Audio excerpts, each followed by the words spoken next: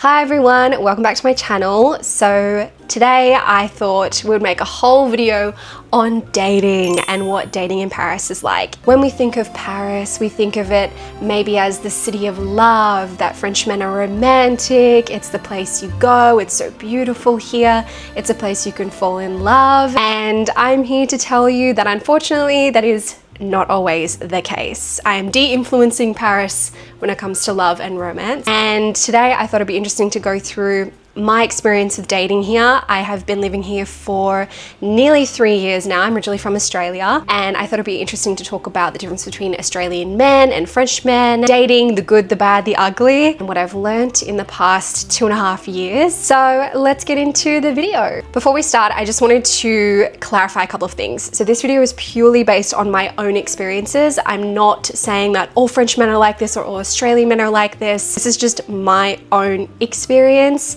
So take with that what you will. These are just simply patterns that I've noticed after living here for some time now. Secondly, I'm not sitting here coming from a perspective that I'm perfect. I've definitely made my own mistakes in dating. I've always been someone who's a bit of a people pleaser, definitely attracted to the emotionally unavailable type of people. So I know that some of the situations that I might have gotten myself into are based on my own problems and things that I've had to learn and deal with and grow from. So just want to clarify that as well, because you might be frustrated thinking like, oh, why do you only date one type of guy? Or why don't you give other guys a chance? I do, but you might notice a certain pattern here, and I'm going to talk about it. And I'm just here to tell you I'm not perfect. I know I've made mistakes. I know I still make mistakes when it comes to dating. So I'm a very real person, and I'm not perfect, and I'm not going to say like, oh my God, I am the perfect, most amazing person, why can't I find someone? I have my own things as well. So I just want to make that clear. And also finally, I'm not to sound pick me, but I don't hate men. This isn't going to be a video about like bashing men. I know that there's really damaging rhetoric online from both sides, from extremes from both sides. So this is just my experience with dating. I want to share some funny stories, some crazy stories, and yeah, let's get into it. I'll also be adding chapters for everything, so you can skip through to what is the most interesting to you. And if you like the video, please subscribe. It really helps me. I'm such a small channel, and I'd love to keep creating these interesting videos for you. And I'd really love to hear what you think and your experiences with dating. Chapter 1, dating in Paris, and how is it different from Australia? So after living here for 2.5 years, I would say there are a lot of similarities and there are some differences. So Paris itself is a really beautiful city. It's very walkable, so you'll often have dates where they incorporate, I don't know, going for a long walk, having a drink, but there is really a lot to do because people are always out and about. Whereas in Australia, you kind of have to drive a lot of places. I lived in Melbourne for the past 6 years before I moved here. So it was actually pretty central, which was great. But what I really liked about Paris is that people are way more happy to, you know, just go for a walk down the street, get a coffee, go sit in a park, chill out. So I really like that. And I'm someone who loves museums. I love art galleries. I'm always happy to go for a yap and make it artsy as well. In terms of dating apps, we use them just as much as I did in Australia. I would say the top dating apps here are probably Hinge and Bumble for like the quality matches, but then you also have your hookup apps like Tinder, Field, etc. But yeah, I would say Hinge and Bumble are the main ones, and I just find that interesting because it's different. In Australia, I think it was Hinge. I think Melbourne was Hinge that was the most popular. And the environments for dating are kind of similar. People often just want to go for a drink for the first date, or because there's so many museums and things to do here that you're interested in, it's very, very easy to include an activity in the date as well. I found that kind of similar in Australia. However, I'm pretty sure most of my dates in Australia were just like going to a beer garden or a bar or out for dinner and stuff like that. Very similar here, but you can kind of get a little bit more culture with the activities. Again, it really depends on what you're into. Next, I'm going to talk about the difference between Australian men and French men. Huge difference, I've noticed. Before I moved here, I stopped dating Australian men for a year before I moved. And One of the reasons was because I was planning to move and I didn't want to get into anything long-term before I left. But I got so fed up of Australian men not making an effort. Yes, there are some amazing, lovely Australian men. There's lovely French men. But in terms of the negative stereotypes, they're definitely true. I would say, in my experience dating Australian men, it's very much... Unfortunately, in Australia, we have a big problem with toxic masculinity still. So you'll often have a lot of men who are afraid to be, you know, show their emotions because it's not cool for the boys. So you'll have a very nonchalant behavior, treat him mean, keep him keen sort of thing. I hated it. I'm a very direct person as well. So I like when someone makes an effort. I don't want to be talking back and forth for a week or two, hoping that someone will make an effort and say like, do you want to go get a drink or something? And I ended up becoming that person in Australia who, after like, I don't know, a day or so, I'd be like, okay, do you want to go get a drink? And then they would say, oh, yeah, sure, but where do you want to go? And I said, I don't know, do you have any ideas? And they're like, I don't know, what about you? So it used to infuriate me because I felt like I would be in the talking phase with so many people that even before we'd have the first date, because they didn't want to make an effort, they were too lazy, and I just was fed up. So I stopped dating Australian men, and I've asked some people who are still living there, apparently it's still a problem. There's really a lack of effort, and it's not seen as masculine or cool to show a girl that you're really interested in them, make an effort, buy them flowers, I don't know, all of that traditional stuff. And that's not to be said, I have had some really lovely dates in Australia. I have had people who, you know, initiate a lot more. They book somewhere for dinner, they book a bar, but really it was very few and far in between. I would say since I've been living here, I have had a much better experience. French men, in my experience, have been very quick to initiate, to want to go to a bar, to want to go to a restaurant. I will say it's a problem across the board, and it's such a small thing. Men, if you're watching this, please take note, but the most attractive thing to me, it doesn't have to be an expensive restaurant. It can just be, I love food, so just go for it. It's the most attractive thing is when a guy says, are you busy Wednesday night, 7 p.m? I've booked dinner for us, or I've booked a bar, let's go. And it takes 2 seconds. It just takes a little bit of research, think about where you want to go. Or when someone says, okay, I'm inviting you, I've got it covered, don't worry, let's go here, this location, this night. That is so rare. I've been on so many dates in Paris, and to have that sort of it's kind of like very like a masculine direct energy to initiate and to say, yep, I've booked somewhere, good, don't worry about it. It makes such a difference, and it is so attractive. But yeah, that rarely happened for me in Australia. I don't know why. I think it's definitely a part of the culture of like, okay, we don't want to seem too interested, too intense, but then really like, who's going to initiate? So I felt like I was initiating too much, and I've noticed that perhaps that's what I've carried over into dating in France, which may have posed a problem, which I'll go into after. So anyway, French men, way more likely to initiate, to make an effort, to book things, to plan things. A lot more interested also. Great thing about French men, I love to talk about film, culture, movies, art. I'm super into it. I love it. And it doesn't have to be, you know, the most pretentious art house movie, but I just love those things.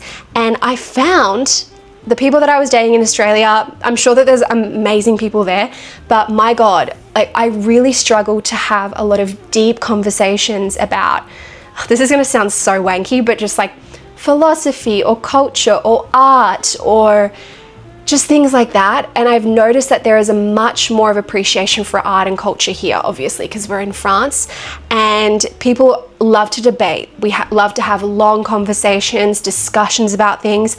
I felt like way more enriched by the conversations that I was having with people here, and it's attractive to be interested in art. It's not seen as a feminine thing, I would say, especially if you're from Paris or live in Paris or France in general, history and art is embedded within your culture naturally. So of course you're probably going to study that a lot more in high school, in schools and education, and it's just a part of your blood. In Australia, not so much. And you know, I would say the default for a lot of men is to talk about sport and things like that, whereas I hate sport. I know nothing about AFL. I've never been to an AFL game in my life, and maybe that's really annoying for people. And it's not that I just want to talk about, you know, artsy, pretentious, florally, flowery things. I just felt like I could never really get that deep with some of the men I was speaking to from Australia. I know that probably sounds a bit unfair, but it's just my experience. Whereas here I noticed, wow, it's just natural to know a lot more about history and art and culture. It's just the appreciation for culture is a lot stronger, and that was one of the main reasons why I moved here, because I felt like that's just what I wanted to talk about. So I'm going to go to the place where people prioritize it a lot more. So yes, people take more initiative here. It's more passionate. They'll take you on a really great date. People know how to be more of a gentleman here, I would say, for the most part.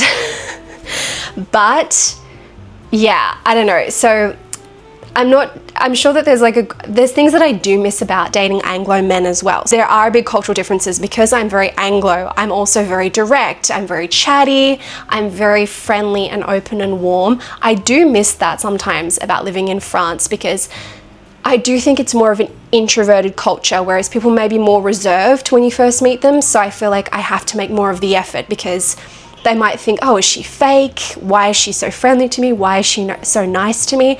But when you break through that and make those friendships with people here, you will have the best friendships ever. I also think it can be harder to date here as well, because a lot of people date within their friend groups. It can be very cliquey. They've had the same friend groups for years. But also, I think that's kind of similar to Australia. I've seen a lot online about, even though our culture is a lot more open, it's friendly, it's still difficult to penetrate those cultures and those groups, and we can be just as cliquey. So I guess that is the benefits of being an expat here, being an immigrant, is because it's something interesting. I'm never going to be French. I'm never going to have those ties that I've had since high school, but it's something interesting that I've been able to use to my advantage when I've made friends here. Hi, Laura from the future here. I'm just editing, and sorry, I have the AC on. Another thing that I forgot to mention is a big problem that I had in France when I first arrived here is that people fetishize Australian accents and foreigners and foreign women a lot. So I found it really, really hard to have a relationship, because I felt like people wouldn't take me seriously, because I thought, well, she's just arrived here, when is she going to leave? And even for those who don't fetishize, I understand it can be a bit nerve-wracking to date a foreigner, because you don't know if you want to build a life with them or how long they're going to be here, if they'll have visa trouble. So I have always felt like that's been sort of a barrier when it comes to dating. But yeah, it's getting more and more better the longer that I live here, but I definitely noticed it a lot as soon as I arrived. I felt like I was trying to tell people, like, I really love my life here, I really want to build it here, I'm so happy in France, but it does take some time of living here to really show that to people, and people don't want to commit to that. And also because you're from a different country, and I didn't understand the cultural differences at first, and the dating and stuff, they would often say like, oh, I love your accent, you're from Australia, that's so like très sauvage, which is like very wild. Like, I bet the girls in Australia are wild. So I would have to deal with that a lot, and people kind of see you as a novelty because they think, oh, well, there's not really many Australians here. I might just have fun with her because I've never dated an Australian girl before. I'm just going to go along with it. And I've experienced that a lot. So you really need to be careful. I've had some friends who've gone through the exact same thing, and it really, really sucks. But if you find a good person, they're not going to do that to you. But yeah, it's that's just something else that I totally forgot to bring up in this video, but I thought it was important to add. Another thing I do notice in Australia, there's a lot more banter, there's teasing. We also have sort of a similar thing here called second degree, which is sort of like sarcastic, dry humor in a way.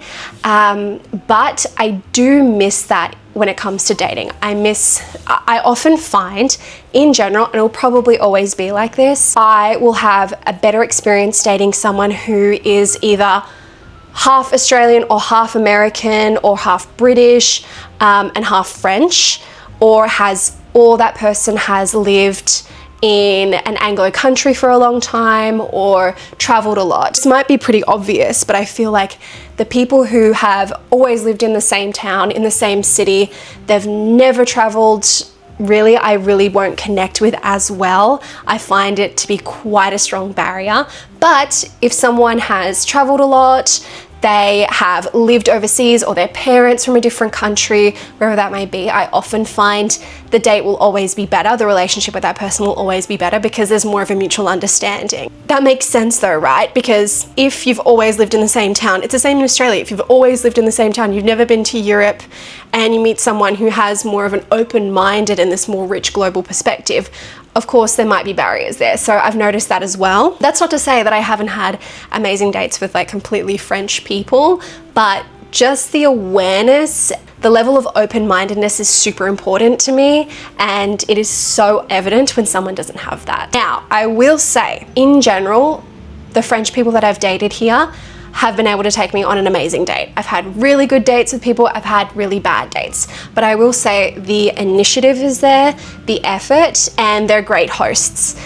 But in Australia, not so much. However, you have to be careful of being love bombed because people want to have a fun time. People want the passion, the love, the romance, but like everywhere in the world, it's really hard to find someone to want to commit. I'm speaking very generally, but in Australia, I would say men are too nonchalant.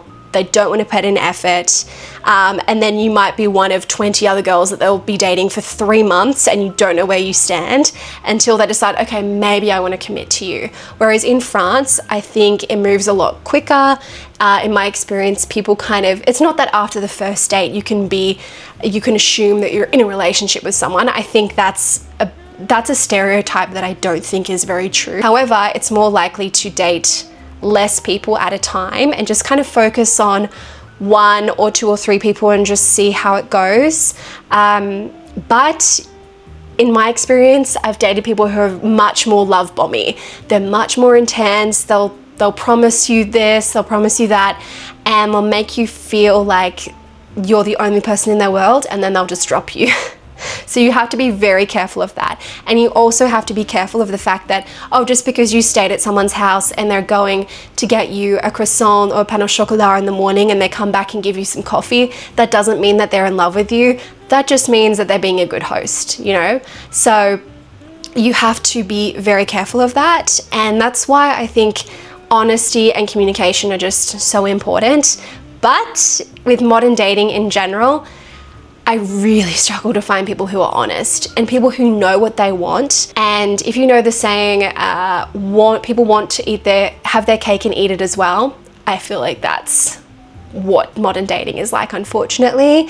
So I have learned to get a lot better at setting boundaries. I still really struggle with that because I am a caring person. I want to have a nice time. I'm also a romantic at heart, but I have really struggled with people just being dishonest about what they want because they still want to have fun, but they don't want to commit. And that's a big problem I've noticed since dating here. Are French men more flirty than Australian men? I don't think so. I feel like it's the same, but in different ways. Very slight nuances. I mean, you have the association of like French culture, the passionate, the guy who'll take you on an amazing date. I think they're just being a good host and they know how to have a good date. But an Australian man can be just as flirty and can break your heart just as much as a French man. So I don't really think that there's a big difference there at all. Another thing I have noticed, sorry, just to go on the difference between Australian and French men is that, I mean, me in general, I'm very bubbly, I'm chatty, I'm very direct. So I can say like, oh, so what are you looking for? Or what are you interested in? Like, I like hanging out with you. If I like you, still gonna continue hanging out with you, I'll let you know if anything changes.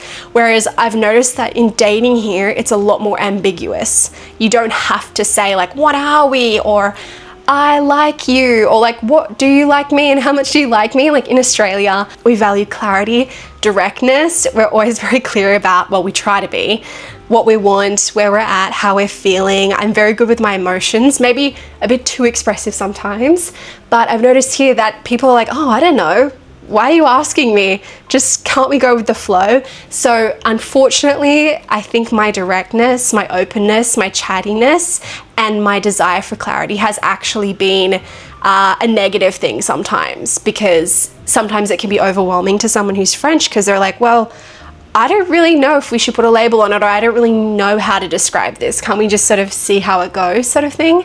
So I definitely have noticed that's something I've had to sort of understand. However, again, you have to be careful. Is this person just kind of a fuckboy? Are they messing with me? Or am I being too strong? Am I coming on too strong? So kind of always figuring out that balance has been quite challenging for me, because I'm like, well, I know I'm very in touch with my emotions. I'm very in touch with how I'm feeling with certain people. But sometimes people aren't, because they're not used to that. And then sometimes people are, but they don't want to be honest. So that's a very big learning curve I've had to deal with. Just a disclaimer as well, I know that I haven't dated the best people. I know that I've certainly had a type, you know, the finance bro, the CEO, the emotionally unavailable person. I have had that type, right? Okay, all habits die hard. We're trying to get through it. But for me, my biggest things I'm attracted to are ambition, curiosity, and someone who doesn't take themselves too seriously. And the thing is that I work for myself and I'm very creative. I also love people who are super creative, because I think it really inspires me. I'm a painter, I'm an artist. I love when I can bounce off those ideas with someone else. But unfortunately, what I'm trying to say is that these are the qualities that I look for in someone, but unfortunately, I think the things that I really want and that I care about can be clouded by other things. Or instead of like, okay, I really like ambition, I'll date a CEO. Whereas that's not really what that is. That ambition doesn't always mean CEO, and creative doesn't always mean artist and things like that. So yeah, I've noticed that with time, and it's been a long learning experience, and just kind of go with the flow, be more present, enjoy, and really learn, how does this person make me feel? It doesn't matter what job they have, it doesn't matter, all of that silly stuff doesn't matter, but how does this person really make me feel, and do they bring out the best in me? Now I'm going on to the part that you're probably all been waiting for.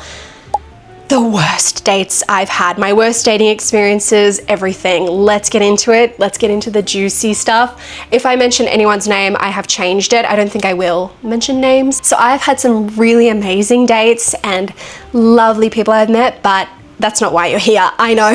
So let me tell you a story.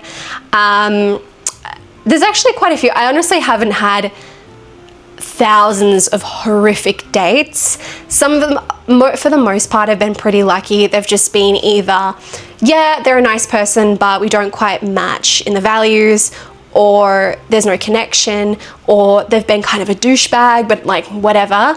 But I will tell you some of the most wildest stories and just like experiences with men in general. So one of my worst dating experiences in Paris was actually a date that I didn't really even get to go on. So this was actually with someone who was Italian. He was a little bit older than me, and he was finance bro.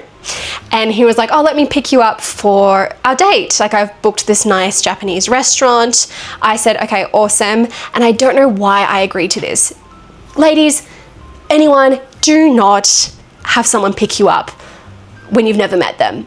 Dumb, stupid, I know, really, really dumb, but that's fine. That didn't become a problem, but just FYI. I have a lot of anxiety, so that day I didn't eat enough. Stupid, bad decision. And I was kind of running around the house in a rush to get ready, and I felt a little bit nauseous in my stomach. I think it was just a mix of nerves of the date and everything like that. So go downstairs, he's waiting outside, he's like, yeah, cool, like, nice to meet you. And he was driving a little Mini Cooper, which was funny, and it's one of my dream cars. But so he picks me up, and we're on the way to the restaurant. And I tell him, I was like, just FYI, like, I didn't eat enough today, so I'm a little bit nauseous, I get a little bit car sick, so just drive carefully. This douchebag, we're driving, and then he goes, then there's like a long strip where there's no cars. He speeds up like, and I'm just like, and I immediately felt sick. I was like, oh my God, I'm gonna throw up. And he started laughing, and I was like, don't do that. Like, I'm trying to be polite and nice. I was like, don't do that. Like, I told you I wasn't feeling good. And he was like, oh, right, you're sorry. I don't know what happened, but I felt so nauseous. I thought, oh my God, I don't know how I'm going to last in this car. Like, I don't want to throw up. I actually feel so sick. And we're driving along. He's like, are you okay? And I was like, yeah, I'm fine. I'm sorry. It's just, I think my stomach, blah, blah, blah. And, anyway, this is weird, right? So he lived near the restaurant. He goes, oh, I've got some like anti-nausea medication. I'm just going to run home and get it for you. I can drop you at the restaurant, then I'll go get this meds. And I was like, okay, cool, whatever, sure. And he drops me off. I said, actually, I think I'm going to be sick. And we'll probably maybe a block away from the restaurant, which is super close. And so I said, I'm just going to jump out here, but I'll see you soon. He's like, yeah, cool, no worries. Drives off. I go into the restaurant, and it was a restaurant that was inside a hotel. So I walk into the hotel and I'm standing there and I said, hi, excuse me, like I have a restaurant reservation for this person and I feel really nauseous. I'm just gonna sit out here and wait for him. Do you have like a ginger tea? And so they give me a ginger tea and I'm like trying to just chill out, relax my stomach. I get a message from the guy and he goes, are you sure you still want me to come? And I'm like, yeah, of course. Like, I'm just waiting for you. I feel better. I'm really sorry. I had to jump out the car. I'm waiting for you. They've given me a tea, blah, blah, blah. And he goes, no, I don't think you want me to come. And I said, of course I want you to come. Like, we have dinner booked. Like, I'm really sorry. I was feeling nauseous. And he goes, no, I thought that was very rude of you to jump out of the car. You were clearly disappointed in my appearance as soon as you got into the car. That's why you're feeling sick and you actually don't want to come on the date with me. Like, it's fine. I get it, Laura. Just have the dinner on me. No, it's fine. And I was so shocked because I was thinking, maybe he just wasn't attracted to me and he was trying to get out of the date or something. But I said, no, like, come here. Like, I'm waiting for you. And I was going back and forth and I was trying to call him, kept canceling my calls. And I was like, what's wrong? Like, I told you I was like feeling nauseous. I was trying to explain to him. Anyway, he refused to come to the restaurant. He said that I insulted him, that he has never had this situation before, that I was clearly embarrassed about him. I didn't actually want to be there. It's better for the both of us if he doesn't come to the restaurant and I just enjoy the dinner on him. And I was so shocked and it really freaked me out. And then I started to cry. I was so embarrassed. And it took me so long to get ready. I dressed up in this really fancy outfit. I looked pretty with my hair, makeup, my dress. And I talked to the people outside the restaurant who were working, like the hosts people. And I said, I'm so sorry this happened. This is actually a first date. Because I said it was like a reservation for my boyfriend. I didn't know what to say. But I said, I'm really embarrassed. This is actually a first date and he's left me here. And I showed them the messages and they sat me down and they said, girl, this man is a piece of shit. He sounds like a psycho. Do not worry about him. Stay as long as you want. Do you want to come inside the restaurant? Like, what do you need? They were the nicest people ever. It was just so weird. He was saying to me like, oh no, just like seriously, just like charge my card, like have a full dinner. I was like, no, I'm not doing that. That's so weird.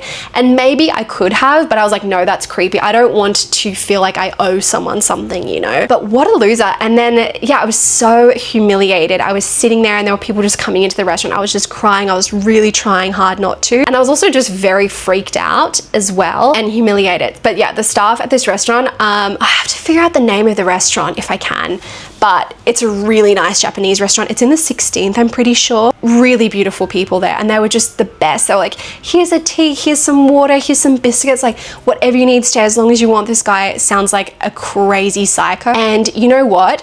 Actually, thank God that I knew right then and there, and thank God that he showed me his true colors before I went through with the whole date with him. Like, can you imagine? And it was just weird, and I'm like, maybe he wasn't attracted to me, and that's fine. But to go to all of this extreme, to leave me there, to gaslight, like trying to tell me that I wasn't into him, that was probably one of the worst experiences I've had. Next date, probably, this is the Italian surgeon, another Italian. Just FYI, I don't want to say all surgeons are weird, but they can be. I think sometimes, more often than not in my experience, if you're a surgeon, you have to have a level of, I mean, a lot of people put their faith in you, so you have to have a level of ego, and it can be a little bit weird. So, oh my God. So I went on a date with this surgeon. He was also Italian, by the way, not French. So I'm kind of cheating in this story, but I just have to tell you because they live in Paris, so it's fine. And I went on a date with him. We had such a good time. There was so much chemistry. We were chatting. He was a bit goofy and nerdy, which I love. Best date ever. Second date, really great time, chilling out. And we were at my place, and sorry to my parents if they're watching this, I don't think they are, but whatever. So we were at my place and we were chilling, and I think I was asking him, one of my friends told me, ask him if he's a surgeon in public or private. And I was like, okay, whatever. And I asked, I was like, oh, public or private? And he goes, private, obviously. And I said, okay. And he goes, oh my God, I can't believe he said this. This was crazy. So he goes, oh, and you wouldn't believe all of the disgusting immigrants that I have to operate on a daily basis. And I was like, what? What did you say? And he goes, yeah, the disgusting immigrants. And I was like, but I'm an immigrant. I've been living here for nearly 3 years. Like, hello. And he goes, no, but you're like one of the good ones. And I said, okay, what do you mean by that? And oh my God, it was so bad. It was so bad. And then he proceeded to take out his phone, go through his saved folder on Instagram.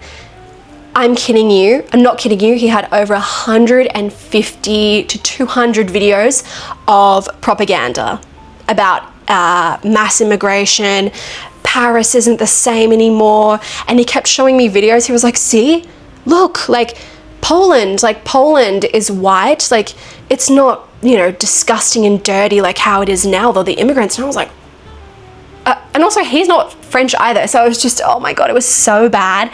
I was shocked. I could not believe how blatantly racist, and I was so disturbed by the things that he said. Like, imagine if you're having emergency surgery and your doctor absolutely hates you. Like, it was so bizarre. And he was showing me all of these videos of like, see, the crime rates have increased in the past few years. And I was like, you're literally showing me just propaganda. That's statistically not true. And who do you think that the police are stopping, you know? So it was just the stuff I couldn't believe how stupid he was, how violently aggressive he was towards minorities. And it was just bizarre. And he goes, and he could tell that I was getting really upset by that. And he goes, oh, well, of course you do, because all women are woke. You're so woke. Blah, blah, blah. Oh my God. I was just shocked. I didn't know what to do. I just sort of started pointing instead of being like, I wish looking back that I said, get out of my house, blah, blah, blah, blah. But I was just like, you know that that's not true, right? And it was just weird. And then we changed the subject, and then I never saw him again. But yeah, that was crazy. I mean, everyone has their own political opinions and stuff, but the fact that he just seemed so stupid that he was just showing me propaganda video after video. And I'm like, what is this? Like, this doesn't make any sense what you're saying. And I think that you are crazy. And I would never want to have to be under the knife from someone like you. So yeah, that was another experience. And I would say the third worst one was probably my ex-boyfriend. And he was also Parisian. So this one's a true French story. So I have never had this in my life, by the way. So I was dating my ex. We weren't together very long. This was in 2024, and we broke up just before Christmas. Like, I'm telling you, 3 days before Christmas Day. And the relationship moved very fast. I should have seen the red flags, because he was very love bombing at the start. He would always like bring me food and cook for me and do all these nice things. And I remember there were some times where he was getting upset about certain things. Like, he was in a weird mood one day, and I said, why? And he goes, oh, I just thought that like we could move in together. Like, I'm annoyed that we can't live together just yet. And I'm like, well, we've only been dating like 2 months. It's, you know, but he wanted to move very fast. And I wasn't really that into him. I think after 2 weeks together, he told me he loved me, and I didn't really feel it. So yeah, it was a lot of love bombing at the start. I should have seen the signs, but sometimes you really just want company, you know? But anyway, it was really busy. We had like a good relationship, blah, blah, blah. Everything was going well for the most part. And then I remember I was in a busy process. We really wanted to go like on a holiday to Scotland in February. And we thought, okay, well, I'm just a bit stressed because I'm actually in the process of leaving my job and I have to figure it out and stuff like that. So I didn't plan anything. So I left my job in November. This is 2024. And it's just before Christmas. And then I think I said something like, oh, now we can like think about like Scotland, like let's think about our holiday. And that started a massive fight because he said, oh, it's too late now. You left it too long. You didn't organize anything. And I said, well, I was, you know, dealing with work and blah, blah, blah, but like, I'm sure it's fine. And he goes, nope, it's too expensive. It's going to be too expensive to go to Scotland now because we didn't book it. And I said, okay, it's like 3 months away, but sure. And then that argument turned into, it was just a buildup of stuff that he had inside of him. So he thought essentially I wasn't putting enough effort into the relationship because I wasn't putting effort into the trip and organizing that. And then this spiraled into this major argument. And he said, oh, I was trying to resolve it. And oh my gosh, I can't believe that this even happened. So, by the way, sorry, not to like trigger warning, I've always had problems with body dysmorphia and eating problems.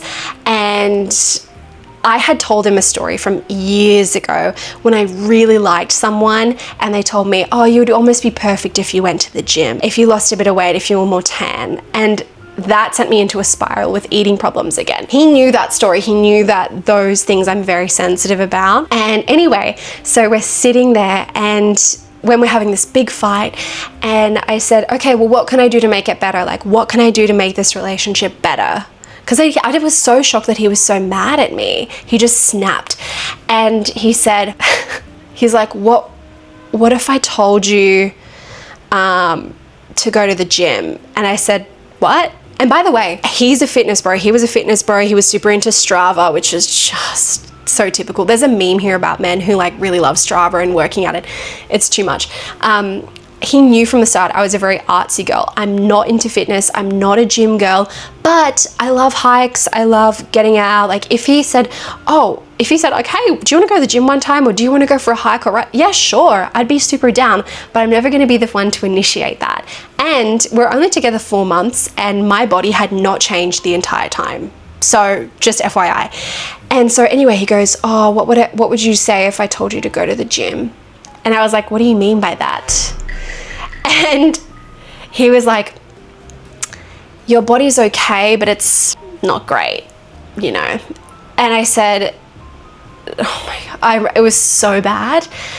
And then he goes, I think you're prettier when you wear makeup. When you have makeup on, when you're dressed up. For me, I think you're a lot more beautiful with makeup. And I said, oh my God, it was just so bad.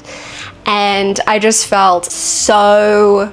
I broke up with him instantly, by the way, when he told me that. I was just so disappointed and so hurt because I was like, okay, these are the things that you never say to someone. And I said to him, if you wanted to break up, you don't have to say this stuff. You don't have to jab the knife in and twist it, you know? And he goes, oh, I didn't want to break up with you. I have no plans to break up with you. I just think like, I really want a girlfriend who's really into self-improvement. And it's clear to me that you're not into self-improvement. That's okay. That's okay. No, it's okay. You're not into self-improvement. And I'm like, hello. I moved countries at 25 because I wanted to improve my life. So I moved to Paris. I have my own apartment, my amazing job, lifestyle, friends. I think I'm not opposed to self-improvement, but he's like, no, you're opposed to it. So yeah, it was crazy. And then we broke up. Oh, so bad. We were fighting until like 3 a.m. So I said, just stay over, whatever. And then he had to leave the next day. And then he came back the next day because he had to get his stuff and he walks into my apartment. I love this. He walks into my apartment and he goes, it was like, and I was like, what is going on? Like he would just look so sorry for himself. I'm like, what is going on? He goes, and I was like, what? And I said, don't you think you owe me an apology? And he goes, an apology? Well, you can go and fuck yourself. And I said, what did I do? It was crazy. And then he left and I still have the messages. I remember he sent me a huge paragraph. It was like, just all of this really misogynistic stuff. Like, are you living in a fairy tale, dating someone who's fitness and thinking that they wouldn't want a fitness girl as well? I'm really sorry if my parents are watching this, but he was like, when I'm hard, if we're watching a movie and I get excited, you should do something with it.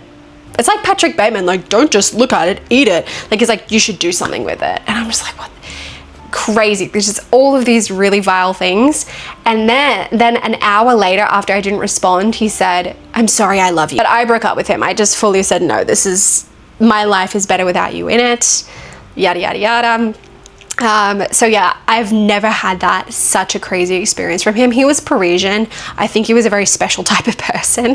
I will never deal with that again. And also, I hate when people try to control me. So the moment you're trying to comment on something that's like that, no, you're done. Sorry, bye. So yeah, that was awful. Another experience was with a guy that I was sort of chatting to a little bit. I'll put the screenshot of what he says on the screen.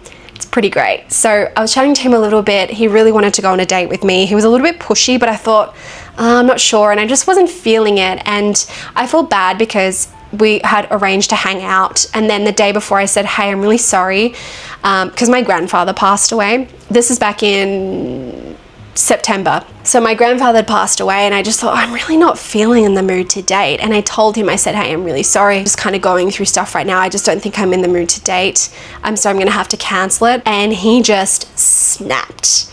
He messaged me and he goes, wow, you wasted my time. You're a clown. It was in French, but he said, men only want you for sex. Make no mistake about that. And then I blocked him and I reported him on the dating apps. I reported him every time I see him on a dating app, I report him. Blocked him, and then I forgot to block him on iMessage as well. So FYI, if you're getting abused or harassed by a guy on WhatsApp, you have to block them on your iPhone as well. I forgot. And then he sent me a text. This was funny. He sent me another text and was like, you have plans tonight? No, because you're ugly. I thought that was funny.